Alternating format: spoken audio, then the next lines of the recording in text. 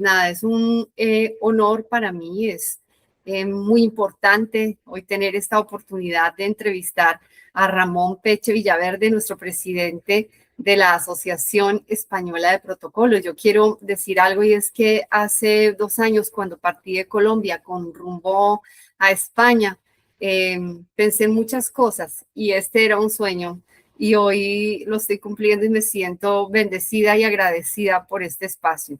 Además, porque sentir que se habla en el mismo lenguaje y que se ve de la misma manera la vida, le permite a uno también tener y tender redes para que más gente pueda vincularse a esta conversación que la considero urgente, especialmente en Latinoamérica y en los momentos en que nuestros países pasan. Hablamos a veces de falta de valores, hablamos a veces de una falta de conexión, de estar cada quien pensando en su propia necesidad y olvidando un poco que también en grupo, en masa, somos y que realmente nos unen a todos en diferentes formas de ver la vida, pero también las cosas esenciales son de todos, son nuestras. Entonces, tener esta conversación me parece que nos va a llevar a recordar. Antes que nada, Ramón, yo quisiera para nuestra audiencia que me regalaras, por favor, una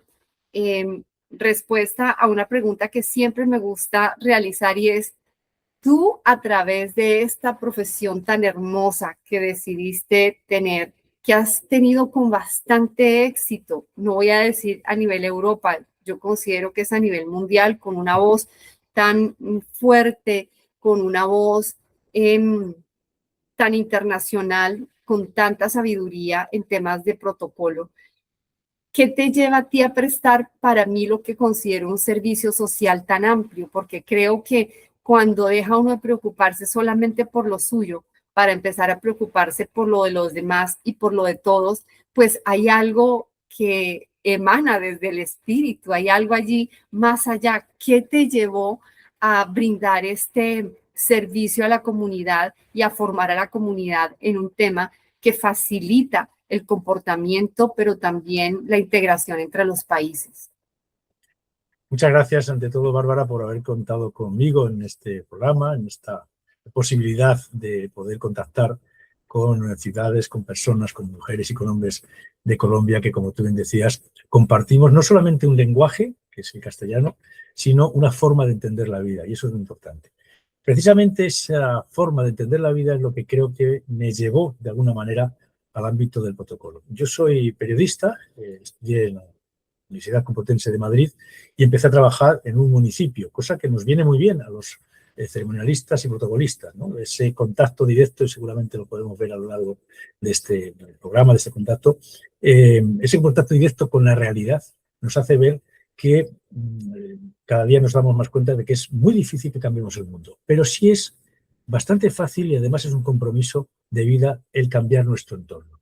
La forma más adecuada de cambiar el entorno es, por supuesto, la solidaridad, la tolerancia, etcétera, pero sobre todo la comunicación.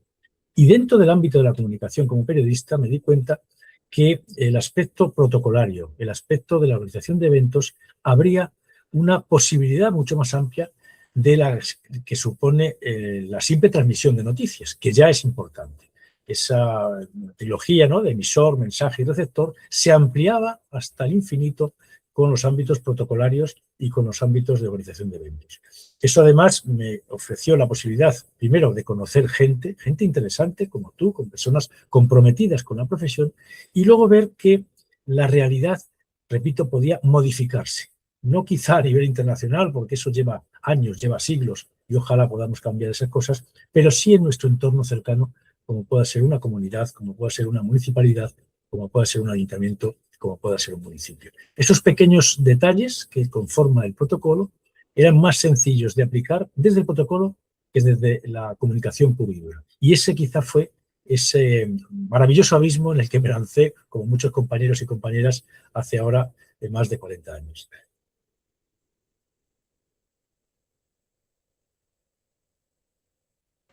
...40 años que han aportado muchísimo a los países y que hemos logrado muchas personas integrarnos a un sueño que es vincular el saber y el hacer de manera, digamos, correcta o profesional esta área tan importante y que hoy pues realmente nos acogen como pues tengo yo ahora la oportunidad de estar aprendiendo aún más a través de ustedes que tienen semejante experiencia. Hay una frase muy bonita en un discurso, en una carta que enviaste en 2024 que arranca con una cita maravillosa que dice: el protocolo tiene la audacia de crear un microescenario de paz cuya plusvalía trascienda a otros escenarios superiores, citando a Jesús María Alemany. Y arranca este discurso tan importante de un eje conceptual que a mí me parece muy valioso y muy pertinente en los momentos que vivimos en nuestras sociedades. Y es el protocolo como un eje para lograr la paz.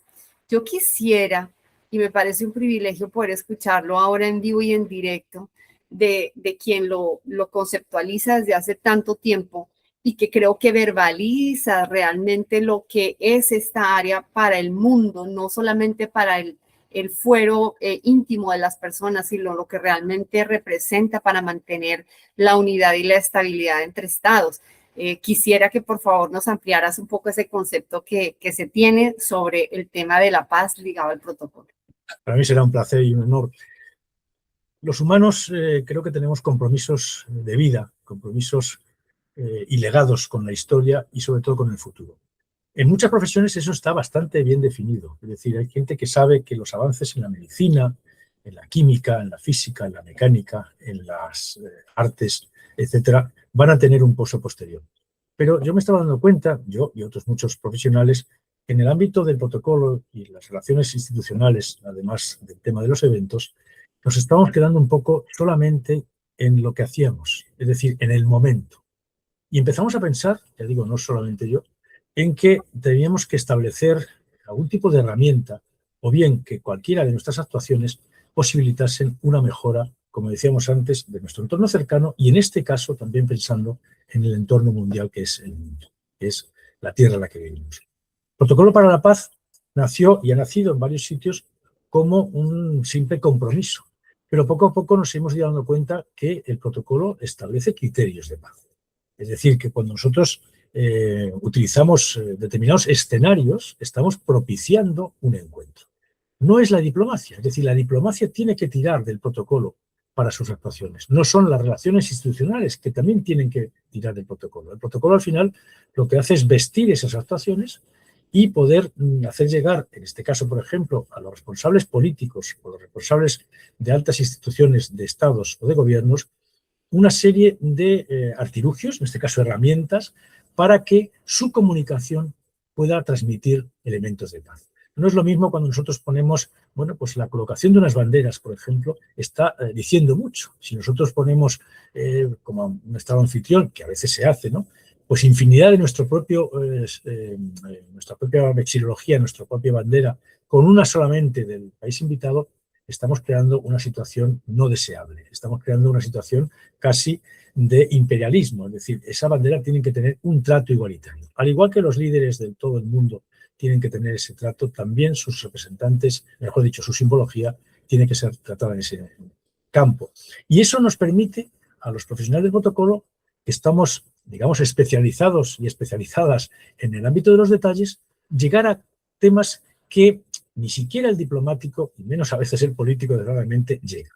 Lo que puede ser, por ejemplo, vestir un escenario o vestir una sala de reuniones.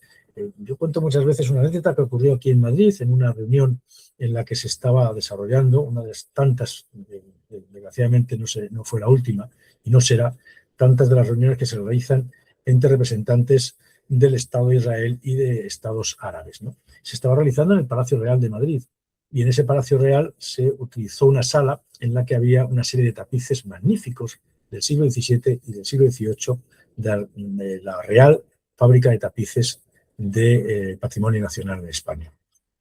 Todo estaba perfecto para esa entrevista, pero fue alguien del protocolo el que se dio cuenta que uno de los motivos de esos maravillosos tapices hablaba de la salida de los judíos de Egipto. Simplemente ese detalle, que había pasado desapercibido para el ámbito diplomático, incluso para los responsables de Atrezo, se dio cuenta un responsable de protocolo. Y aunque nadie se hubiese dado cuenta, de primeras, al final estabas cargando de un elemento nocivo, un elemento que no era el más adecuado para ese ámbito. Inmediatamente, no digo minutos, pero sí un par de horas antes de aquella reunión, aquel tapiz fue retirado y se puso otro de otras características. Eso hace que ese ambiente entre dignatarios de países que encima están en un enfrentamiento casi bélico constantemente, suavizase al menos el espacio donde se iba a trabajar, donde se iba a negociar, donde se iban a intercambiar. Ese tipo de detalles son los que nosotros consideramos que el protocolo es también una herramienta de paz. En el área específica del ejercicio de las profesiones parecieran diferentes.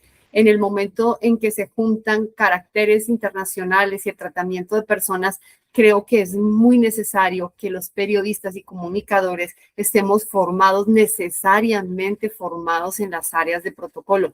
No sé en ese tema cómo lo has visto y cómo lo has vivido, aunque imagino que se deriva por quien eres hoy y donde iniciaste lo que ocurre. Pero para esas nuevas generaciones que creen que hoy puedo ser un youtuber y no estar tan preocupado de lo que ocurre alrededor. Hoy yo puedo ser un blogger y no estar tan preocupado por el tema internacional. Sin embargo, estamos todo el tiempo trabajando temas internacionales, comunicándolos y a veces muy lejos de lo que el protocolo debiera aplicar en esa comunicación. Efectivamente, Bárbara, yo estoy contigo que ese binomio tiene que existir. Yo cuando terminé los estudios de Facultad de Ciencias de la Información y empecé a aventurarme en el mundo del protocolo, primero lo hice pues casi ocupando un espacio que nadie ocupaba. En los ayuntamientos españoles hasta hace muy poco tiempo no ha habido responsables de protocolo y eran o bien los secretarios y secretarias generales o bien los periodistas y las periodistas las que nos encargábamos de ese ámbito protocolario municipal.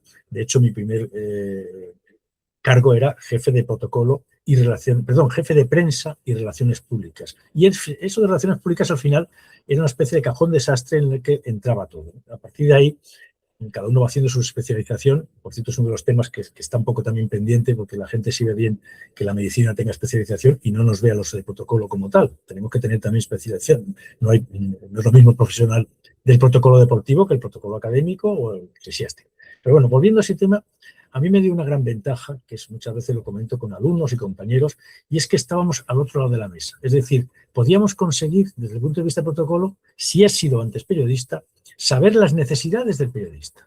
Cuando en alguna ocasión se intenta colocar a los periodistas, por ejemplo, a los gráficos, aquí tenéis un magnífico espacio en la primera fila con vuestro asiento, tú le tienes que buscar al gráfico que pueda moverse perfectamente, que tenga un buen tiro de cámara y posiblemente que tenga acceso a sitios donde en otros casos no sería factible, porque su trabajo es hacer la imagen. Si tú le sientas en la primera fila, bueno, lógicamente se va a levantar a la primera y además va a estar molestando al resto cuando tú tienes que facilitarle. ¿Por qué? Porque el responsable del protocolo, si ha sido antes periodista, sabe cuál es la importancia de la noticia. Para mí quizá ese punto de encuentro está precisamente en el mensaje. El mensaje, lo decíamos antes, ¿no? Emisor, mensaje y receptor. El mensaje es lo que une esa trilogía, ¿no? entre el que emite el propio mensaje y al que le llega. El mensaje es la esencia de la comunicación. Cuando el mensaje está, digamos, bien envuelto, bien preparado, y en eso interviene el protocolo, llega mucho mejor. Eso no quita para que haya que buscar la objetividad y la veracidad, y a veces la verdad duele, pero se puede, no digo endulzar, pero sí mostrar mucho mejor si utilizamos el ámbito protocolario y el ámbito de las relaciones institucionales. La formación de un ceremonialista o de un protocolista, de un técnico en protocolo, tiene que pasar inevitablemente por tener conocimientos de comunicación. Y tiene que pasar además para hacer un intercambio de información, en este caso, con los profesionales de los dos ámbitos. Nosotros, por ejemplo, desde la Asociación Española de Protocolo hicimos el año pasado una interesante webinar que después se ha materializado en un pequeño manual de aquellos términos que se utilizan con un desconocimiento total por parte de los compañeros y compañeras de los medios de comunicación y que, sin embargo, forman parte de nuestro acervo natural. Cuando hablamos o cuando se habla en los medios de saltarse el protocolo o de romper el protocolo, esas dos frases que odiamos, y permítanme la expresión, porque el protocolo no se salta ni el protocolo se rompe, el protocolo se cumple o no se cumple. El protocolo no es una carrera de obstáculos que haya que saltar, ni es una vajilla que haya que romper en 1000 pedazos. El protocolo hay que intentar hacerlo comprensible y que llegue a la gente. Pero esas veces, claro, si a los periodistas no les indicas ese tipo de indicaciones o de correcciones, siguen insistiendo en un tema que no viene a cuento. Yo tuve la suerte, entre otras visitas de Estado, en Aranjuez, que es mi localidad de origen y en la que estuve, como bien decías, 40 años trabajando en el ayuntamiento. Aranjuez tiene un Palacio Real a 50 kilómetros de Madrid y en muchas ocasiones tenemos además visitas de Estado, ¿no? Durante una época, ahora no lo es, pero en una época, una de las alas de ese palacio del siglo XVIII se dedicaba a residencia de jefes de Estado extranjeros. Y en otras ocasiones simplemente por la proximidad. Entonces, muy cerca, unos días antes de la boda de Su Majestad el Rey actual, don Felipe VI, es decir, el jefe de Estado, tuvimos una visita muy interesante en Aranjuez y yo tuve el privilegio de formar parte de, digamos, el séquito protocolario. Y era en ese momento el príncipe heredero del imperio del Japón. El príncipe entonces Naruhito, el actual emperador del Japón. Tuvimos la suerte de acompañarle, tanto el alcalde y yo, por la ciudad, junto con un grupo de gente. En mis presentaciones es curioso porque cuando nos dicen que los de protocolo no tenemos que, permítame la expresión, chupar cámara, es decir, no tenemos por qué salir en las fotografías, yo lo cumplí a la perfección porque tengo una foto muy bonita con el entonces príncipe heredero, en la que solamente se ve mi mano protegiéndole con un paraguas. Digo, bueno, yo siempre lo digo, bueno, que esa es mi mano, pero yo no salgo en la fotografía porque no estamos para eso. Bueno, en un momento determinado hay un grupo de alumnos de un colegio, precisamente japonés, no estaba para nada preparado, que ven al príncipe heredero y con esa ceremonialidad que tienen, esa capacidad del ceremonial, los niños se acercan hacia el príncipe heredero y él mismo además se acerca a ellos. Desgraciadamente, en algunos medios de comunicación el día siguiente se decía el príncipe Naruhito rompe el protocolo y se acerca a un grupo de niños y tal. Cuando nos preguntaron, nosotros hicimos, digamos, nuestra pequeña queja, ¿no? Entonces me decía un periodista, dice, bueno, pues dime qué forma hay que decir para decir que el príncipe heredero se acerca al grupo de niños. Digo, mira, hay una fórmula muy sencilla, y es decir, el príncipe heredero se acerca a un grupo de niños. Es decir lo que está ocurriendo, no tener que inventar algo. Por eso digo que las necesarias interacciones entre periodistas y protocolistas, entre ceremonialistas, pasan por tener claro los dos que lo importante es el mensaje. Bueno, miento, lo importante es el receptor a través del mensaje. Es a quien dirigimos nuestra noticia y a quien dirigimos, en nuestro caso, la actuación protocolaria. Pero la esencia está en el mensaje. Quizá en ese tema se pueda profundizar desde el punto de vista de los periodistas y también de los técnicos de protocolo. Magistral, escuchar esa vinculación entre las dos temáticas tan importantes, y esto es para mis alumnos y para compañeros de esta profesión tan hermosa que nos acompaña, de la necesidad urgente de formarnos en temas de protocolo. Ahora, hay un tema que me preocupa a mí como docente, como madre, como mujer en nuestra sociedad, y es en estas nuevas generaciones escuchar de manera reiterada, no solo por la profesión del protocolo, en general a todo aquello que signifique restricción, que signifique orden, que signifique seguir una línea, en tratar de rechazarla antes de entenderla. Y estamos en un mundo globalizado en donde encontramos que nos hemos centrado, voy a hablar de Colombia, pero que sé que esa norma representa a muchas de estas nuevas generaciones, en el libre desarrollo de la personalidad. Y también cómo podemos, si es necesario o no, volver a reconquistar ese concepto de lo importante que es saber ser, saber estar, pero también entender que cuando yo represento algo más que a mi propia persona, cuando represento a un tercero, que es una entidad, que es un Estado, pues yo también tengo que tener aquella capacidad de ceder un poco para entender que no soy yo, sino que estoy representando a un tercero y estoy manejando la comunicación intermediada con unas personas que parecen clientes, pero son personas ciudadanas del Estado colombiano que merecen una atención representada por quien está ejecutando esa función. ¿Qué hacemos allí? ¿Qué hacemos? Yo creo que lo has definido perfectamente, Bárbara. Es decir, cuando estamos ejerciendo cualquier profesión, nadie pone en duda que no solamente en el ámbito militar, castrense o político haya una cierta uniformidad, sino que no entenderíamos que un médico, un policía, incluso que bueno, pues otros tipos de profesiones tengan su uniformidad. En el ámbito protocolario, por una parte, en los que van a ejercer como técnicos, como profesionales, pero también los que van a ejercer como invitados, tenemos que comunicar. Siempre hemos defendido, por lo menos en España, yo creo que también en Hispanoamérica, 4 grandes temas dentro del ámbito protocolario. La definición es que el protocolo es organización, el protocolo es comunicación, el protocolo es la norma y el protocolo es la forma, ¿no? Esos 4 grandes áreas que luego se han incluido con la organización de eventos, con la producción, etcétera, nos definen un poco este tema que estamos tocando. Es decir, si estamos comunicando, tenemos que utilizar temas que visualmente se puedan ver. Por eso la etiqueta marca una diferencia, que tiene que ser elástica.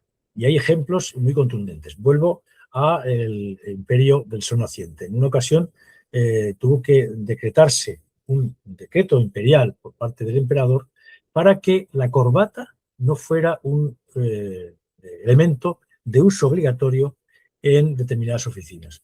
Por un tema muy sencillo, pero también muy complicado y con connotaciones económicas.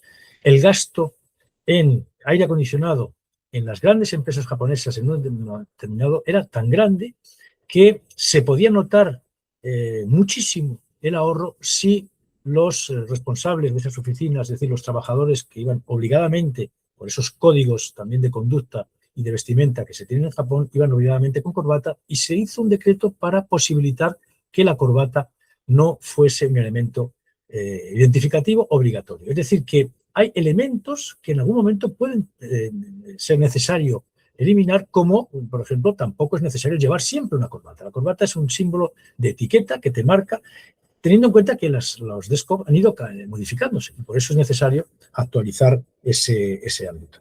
Si hablamos también de normas dentro del protocolo, hay muchas normas que recogen antiguas tradiciones. Nadie entiende que vayas a una recepción si no sigues el código el código de vestimenta que te hayan enviado. Pero también tenemos que entender que hay veces que hay que ir relajando ese código y actualizándose en el momento actual, lo que no quita para que tenga que ser respetable. ¿Cómo llegamos a las nuevas generaciones? Bueno, pues haciéndoles ver que lo que algunas veces el joven o la joven demanda, es decir, yo quiero llegar con mis jeans, quiero llegar con camisetas y tal, es otro código, pero que no debe emplearse en determinados cargos. Es decir, tú no pierdes tu personalidad si acudes a un grupo, no sé, a una revista o un tal, con determinadas condiciones. Pero sabes que corres el riesgo de que la entidad que está buscando a una determinada persona para un determinado puesto tenga muy en cuenta cuál es tu vestimenta en ese momento. Entonces tú te arriesgas. No puedes luego decir, no, pues me han puesto poca nota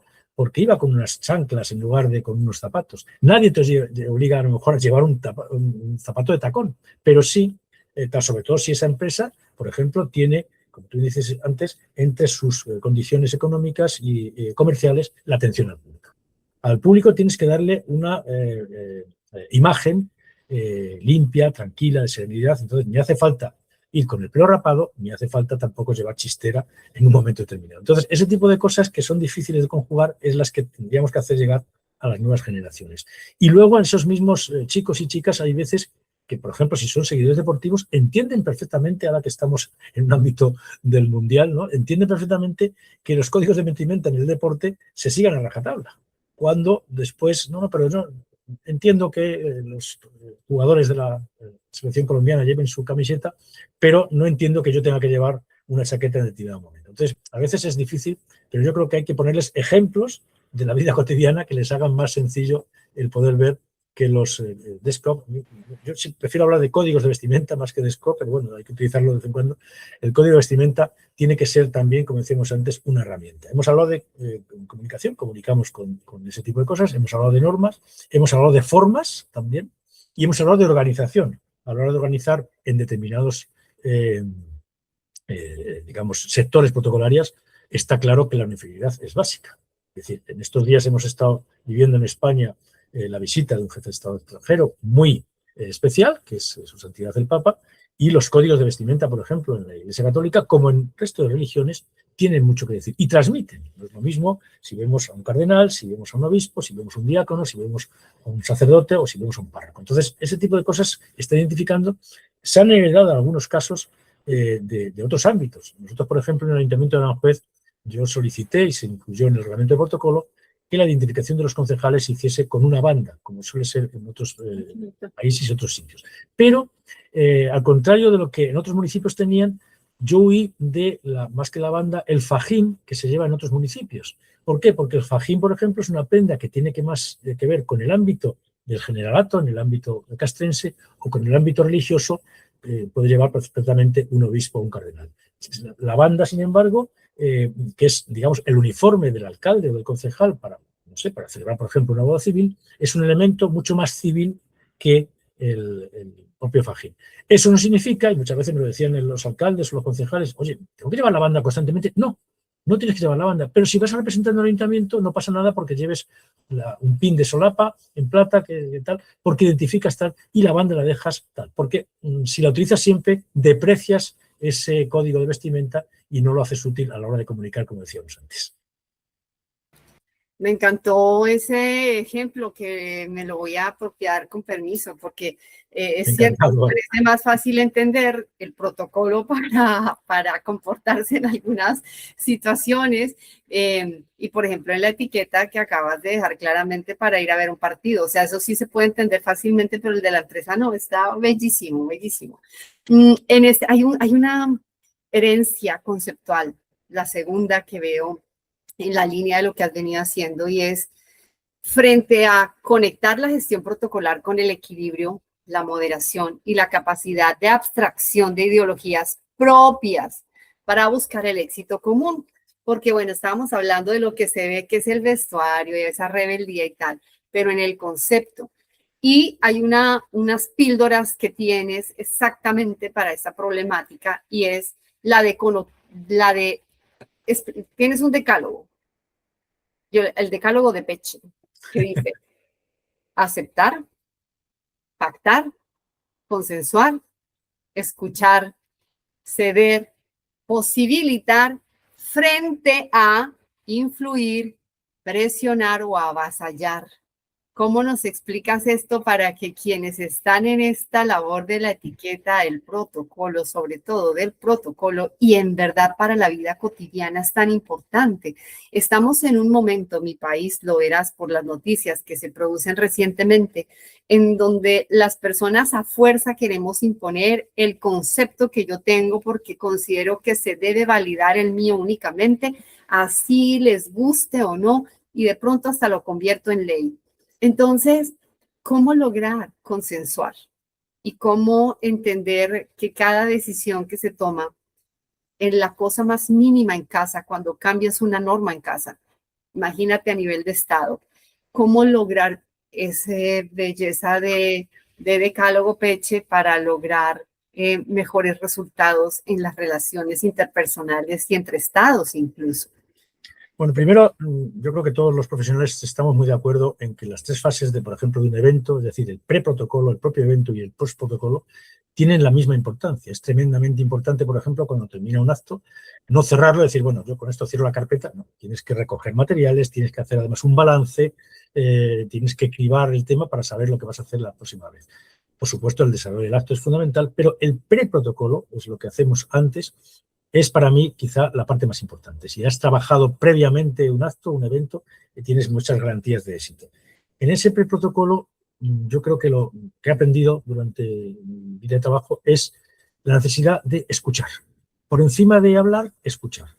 Y escuchar, y escuchar, y escuchar. Es decir, todos los verbos que has tenido la gentileza de mencionar, Bárbara, que los tenía también aquí apuntado, consensuar, ceder, posibilitar, todos influyen en uno de ellos, que es escuchar. Cuando alguien es capaz de escuchar las tendencias, las posibilidades, las opiniones y las ofertas que te hacen enfrente, eres capaz de asimilarlas y exigir, entre comillas, un mismo trato para que a ti también te escuchen. Eso hace posible que se establezca un diálogo entre ambas personas, por ejemplo, cuando se está haciendo ese tipo de actividad. La capacidad de escuchar, yo creo que no es, debería ser innata en los humanos, pero nos damos cuenta en que si el resto de profesiones, y estamos en un ámbito muy cercano a la política, a la diplomacia, etcétera, están obligados a escuchar, nosotros tenemos ese doble compromiso de escucharnos a nosotros y de escuchar a la persona que nos está proponiendo. Eso por una parte. Y por otra parte, lo hemos comentado también antes, hay un compromiso social. Es decir, dentro de lo que estamos hablando, nosotros tenemos un compromiso social que no podemos olvidar. Es decir, lo fácil para el responsable de protocolo sería decir, bueno, me lo ha mandado mi jefe, me lo ha dicho mi jefa, así que cumplo. No, tenemos que hacernos oír, tenemos que intentar muchas veces convencer, por ejemplo, en el ámbito político que me he movido yo, o en el ámbito empresarial, no hay que decirle a todo que sí a nuestro responsable directo, sino hay que ponerle a veces las pegas. Tenemos que hacer, con todos mis respetos, de poli malo y ponerle sobre la mesa aquellos problemas que puede tener. Alguien en una ocasión, a mí no me gusta para nada la frase, porque es una frase que nos catapultó a un ámbito de la negociación que no es el adecuado. Pero alguien decía en una ocasión que, bueno, que él prefería, era una persona del ámbito político, prefería tratar con un terrorista antes que con un jefe de protocolo, porque con el terrorista se puede negociar. Nada más lejos de la realidad, es decir, los jefes de protocolo y las jefas de protocolo creemos que se puede negociar, por supuesto, porque somos negociadores natos. En España hay una figura que se está extendiendo además a otros ámbitos de actividades de todo tipo, que es la mediación. Es decir, por ejemplo, el mediador deportivo, nosotros vamos a firmar en breve con el Instituto Español de Mediación Deportiva un convenio, porque la figura del mediador lo que hace es conseguir que a veces no se llegue a los tribunales deportivos. Como hay otra figura que desgraciadamente se está perdiendo en muchos municipios españoles, en España hay 8.160 municipios, pero todavía algunos mantienen una figura magnífica, que a mí me encanta y que a veces no la tenemos ni siquiera reflejada en los reglamentos de precedencia, que son los jueces y juezas de paz. El juez de paz o la jueza de paz es una persona que no tiene por qué tener conocimientos jurídicos al 100%.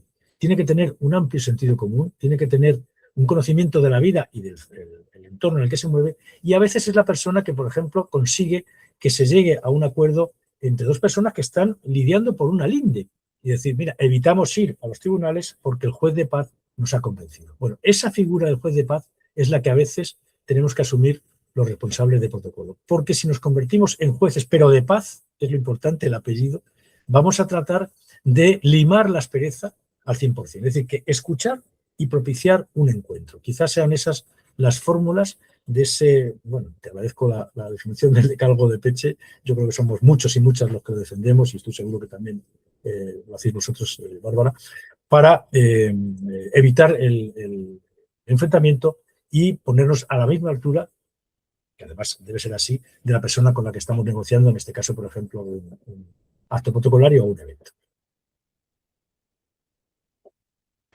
Pues bueno, me parece que nos has dejado claro tanto el tema y nos has allanado cómo el protocolo realmente sigue estando no solamente vigente, necesario en un tema transversal a lo largo de nuestras vidas y con una antigüedad que le ha permitido tener una férrea capacidad para defender el orden durante generaciones. En pueblos que no tenemos la oportunidad de guardar una memoria tan estricta o que a veces tendemos a olvidar con el tiempo porque los gobernantes y el tema del protocolo no han estado tan vinculados en nuestras tierras. Entonces, como que no es que haya una línea tanto para ver atrás. Por eso me encanta ver acá lo que se ha construido nos sirve de guía.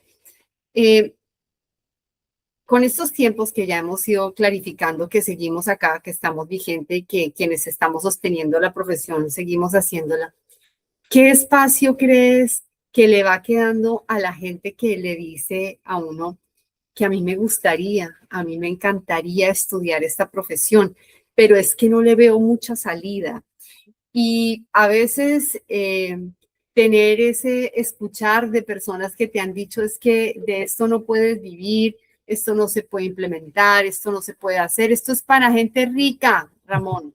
Se dice en nuestras tierras, eso es de ricos, no es del común. ¿Cómo explicarle a la gente que la etiqueta, el protocolo están tan vinculados en nuestro hacer, en nuestro saber? Es como la matemática, es como negar que la matemática está implícita en todas las áreas de la vida, por más que uno que quisiera. Yo creo que este tema nos toca de manera transversal en todos los procesos cotidianos de vida. ¿Qué les podemos decir a estas personas para que sientan que a través de aprender esta carrera tienen una infinita posibilidad Fíjate, acabas de hablar de unas entradas nuevas en ser estos conciliadores, estas personas de paz entre medios, entre organizaciones. En Colombia hay una labor muy bonita que ahora que hablabas me pareció. Y en La Guajira hay una comunidad indígena que utiliza a una persona dentro de ellos que se llama el palabrero. El palabrero discute entre dos personas, entre dos familias, entre dos comunidades, un acuerdo. Entonces, él trata de encontrar las mejores palabras de la lengua, las mejores acciones y actitudes para llevar el mensaje al otro, para no dejar que vaya con la violencia a expresarse, sino que lima todas estas asperezas y hace una negociación para que la comunidad y las familias logren acuerdos. Entonces, sentía yo ahora con esa historia que nos estabas contando y cómo este proceso de mediar paz de alguna manera entre las personas, las situaciones cotidianas, pues también es un tema que va saliendo aquí como arista. Entonces, ¿qué decirle a estas personas que quieren estudiar esta profesión, que no saben cómo hacerlo, a dónde buscarla, sobre todo en Latinoamérica, Ramón, porque recuerda que no lo tienen como una carrera? Colombia no lo considera una carrera. Y vaya que si nos hace falta. ¿Qué les podemos decir a quienes quieren estudiar y cuál es el camino para formarse? Yo creo que es una profesión de futuro. Nosotros hemos pasado en España por esa fase hasta el año 2011, quiero recordar, no estaba oficialmente reconocida la carrera con estudios oficiales. Tú tuviste la oportunidad, por lo que sé, de formarte en ese ámbito y ahora son muchas las universidades. En España hay 14 universidades que ya tienen perdón, 17, digo 14 con las que hemos firmado ya convenio desde la Asociación Española de Protocolo. Hay 3 que todavía no hemos firmado convenio, pero estamos en ello, que tienen el reconocimiento oficial de la carrera de grado o de máster. Yo creo que lo ideal es que esas personas vean primero, por ejemplo, me remito al caso español, pero yo creo que es extrapolable a Colombia y al resto de Hispanoamérica. La mayoría de las empresas y sobre todo las entidades están buscando profesionales válidos. Es decir, ya no vale decir tengo un par de cursillos bien hechos o tengo un cuñado que pone muy bien la mesa. Que a mí cuando me dicen eso digo, bueno, pues que la ponga en Navidad, pero la mesa tiene una connotación de comunicación fabulosa, ¿no? Entonces hay que saber por qué se coloca la mesa y qué estás intentando transmitir. Bueno, como digo, la formación es básica, pero además la formación oficial. Es decir, que a estas personas les diría buscar academias, buscar universidades o buscar escuelas superiores que tengan ese grado reconocido, que lo pueden hacer online o seguramente en vuestro ámbito existen ese ámbito. En segundo lugar, estamos intentando en España por primera vez, y lo está haciendo la Asociación Española de Protocolo, de propiciar, en este caso en las Islas Baleares, una de las comunidades autónomas de nuestras 17 comunidades, propiciar por primera vez la creación de un colegio oficial de protocolo y organización de eventos. Es decir, en España la colegiación oficial, por ejemplo, es obligada para ejercer la medicina, para ejercer la abogacía, para ejercer la ingeniería. Es decir, que hay varias carreras que necesitan estar colegiado. No existe el colegio oficial de protocolo y organización de eventos y estamos a punto, gracias a un convenio con la presidenta de las Islas Baleares, porque en España son las comunidades autónomas las que tienen la potestad de crearlo, de crear un colegio oficial. Eso significaría que además de la asociación, que tenemos un rango de defensa, por supuesto, un colegio oficial tiene además la posibilidad de, entre comillas, negociar con el gobierno, por ejemplo, el que las plazas oficiales, las plazas de protocolo en ayuntamientos, en municipios, pero también en ministerios o en comunidades autónomas, cuenten con profesionales que se hayan formado. Es decir, que no valga solamente el currículum, sino que hayan pasado por un espacio universitario, sede académica, para que se les pueda exigir esa capacitación. Es decir, nadie pone en duda que, y me permites la expresión, un picapleitos no es un abogado, nadie pone en duda que un curandero no es un médico, nadie pone en duda que un delineante no es un arquitecto, pero todo el mundo dice, todos sabemos de protocolo. No, todos no sabemos de protocolo. Sin embargo, curiosamente, y me encanta lo que has dicho del palabrero, y yo también te voy a robar esa noticia, ¿no? Porque la voy a utilizar. Es decir, tenemos que a veces darnos cuenta que lo más sencillo lo tenemos cerca. Si esas comunidades siguen manteniendo, han mantenido durante siglos a una persona que es capaz de conciliar, bueno, pues en esos momentos ese palabrero es el jefe o jefa de protocolo de una empresa, de una comunidad autónoma, incluso de un gobierno, porque tiene la capacidad de llegar a acuerdos para que un acto signifique una puesta en escena que comunique y no una puesta en escena que lleve enfrentamientos. Yo diría, por lo tanto, a los jóvenes que, en primer lugar, es una profesión de futuro. Por ejemplo, en España, más del 9% del Producto Interior Bruto está dedicado al mundo de los eventos y al mundo del protocolo, y eso es interesante. Claro, muchas veces lo que se piensa dice, mira, pues es que a mí no me gusta colocar a alguien en una mesa, ni me gusta... Ya, pero es que ten en cuenta que el responsable de protocolos es también el que se dedica a presentar un acto o, por ejemplo, y con esto doy una última pincelada, estamos trabajando este año, posiblemente lo hagamos el año que viene, que cumplimos 35 años en la Asociación Española de Protocolo, sobre un aspecto que empieza a ser preocupante para un determinado sector empresarial y para todos los que somos humanos. Y me explico. Cuando nacemos, lo primero que nos acompaña desde el principio de la vida es la muerte. Cuando llegamos a la muerte, desgraciadamente, desaparecemos de aquí o vamos a otros ámbitos. No entro en ese tema. Pero es verdad que hay un proceso al final de la vida, que es el proceso de la muerte, que está preocupando a un sector muy especial, que es el sector funerario. La Organización de Empresas Funerarias en España está acudiendo a nuestras asociaciones para decirles y para decirnos, oye, ¿cómo podemos poder trabajar, cómo comunicamos en el ámbito de la muerte? Porque los aspectos de la muerte también han cambiado, desde las ceremonias religiosas hasta los enterramientos. El profesional de protocolo tiene ahora un reto en ese ámbito.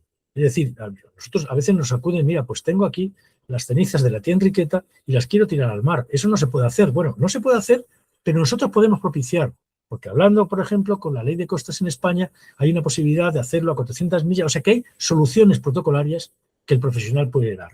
Es decir, que el aspecto del protocolo no se limita a lo que estábamos hablando al principio, solamente el protocolo oficial, el castrense, tal, sino que siguen abriéndose posibilidades de negocios, nichos, nunca mejor dicho, de negocios, en otros ámbitos que forman parte de lo cotidiano y que ya no acuden a, pues a otro tipo de profesiones, sino que buscan un profesional o una profesional del protocolo para solucionar, por ejemplo, lo que puede ser este evento, que siendo luctuoso, siempre va a ser necesario que alguien lo armonice, que alguien sepa cómo va a ir la ceremonia, dónde van a ir, tal, y finalmente, qué podemos hacer con las cenizas de la tía Enriqueta.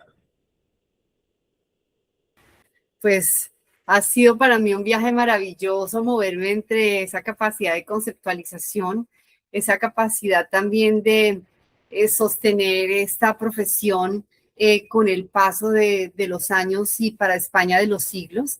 Espero yo que mi Colombia pueda cada vez más, con el trabajo de otros compañeros que profesionalmente estamos interviniendo en el área, formalizar un poco más, porque hay mucha historia, pero no está de manera sistemática organizada para que sintamos que realmente hay algo que proteger. Como que siempre vamos andando un poco con la moda, pero se nos olvida que hay algo, que hay un legado que proteger, que ustedes lo han tenido tan claro y que pues hoy, gracias a ello, estamos teniendo esta conversación donde aprendemos todos quienes te hemos escuchado.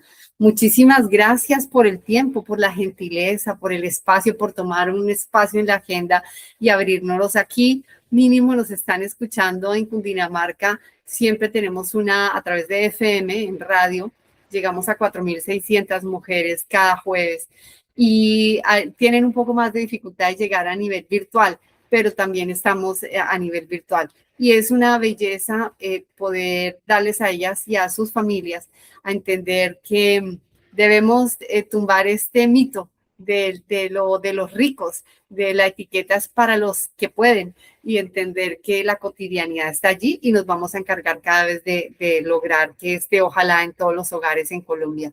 Muchísimas gracias, Ramón. ¿Algún consejo, algo que quieras decirle hoy a nuestras mujeres en especial y a las familias colombianas que te escuchan? Pues sobre todo para las mujeres, yo creo que las mujeres en el ámbito protocolario pueden aportar exactamente igual que los hombres, es decir, no creo que aportan más. Yo huyo muchas veces de eso de decir, bueno, la mujer tiene más sensibilidad y el hombre más firmeza, para nada. Nosotros, por ejemplo, en la Junta Directiva, y voy muy rápidamente, de la Asociación Española de Protocolo, el 80% de la Junta Directiva son mujeres. ¿Por qué? Porque el 80% de nuestros socios no son socios, son socias. Es decir, lo que hemos hecho es trasladar a la Junta Directiva a personas válidas. En este caso, hay más personas válidas mujeres en la asociación porque hay más mujeres. Y alguien me pregunta que por qué hay cantidad de gente, cantidad de mujeres que se meten en el mundo del protocolo y no tantos hombres. No es que lo haya, es que muchas veces ha habido profesiones que han estado cerradas por las mujeres. Cuando se abre, la mujer ocupa el mismo espacio que tiene derecho igual que el hombre. Y por eso, en el ámbito protocolario, la mujer ha querido saltar. Mire usted, yo soy mujer, pero no tengo por qué ser la azafata del eso. Tengo que ser también, puedo tener la capacidad de organizar ese congreso. Y luego tener a mi servicio a un azafato o una azafata que va a estar en ese segundo nivel, que por supuesto también es necesario en el mundo del protocolo. Yo animaría a las mujeres de todo el mundo a seguir trabajando en ese ámbito para aportar lo mismo que los hombres y que algún día podamos llegar a estamentos igualitarios en todas las partes del mundo. Y ante todo, Bárbara, muchísimas gracias por esta oportunidad, por esta ventana a una zona tan querida para los españoles como es Colombia, y quedar a vuestra entera disposición siempre, con mi persona, por supuesto, y también con nuestra asociación. Yo acabo de ser reelegido por otros 4 años, o sea que seguro que tenemos oportunidad, Bárbara, de trabajar juntos en algún momento, y además lo hago públicamente. Gracias, en tu caso, por creer en la Asociación Española del Protocolo y haberte unido a esta pequeña gran familia que formamos desde la AEP. Me siento con mucho orgullo de pertenecer a ella y haré el honor que se merece. Muchísimas gracias por el tiempo, muchísimas gracias a Henry, al equipo de producción, a Valentina, a Anthony, por brindarnos este espacio y por hacer posible esta comunicación internacional. Muchísimas gracias para todos. Buena tarde. Hasta siempre, Bárbara.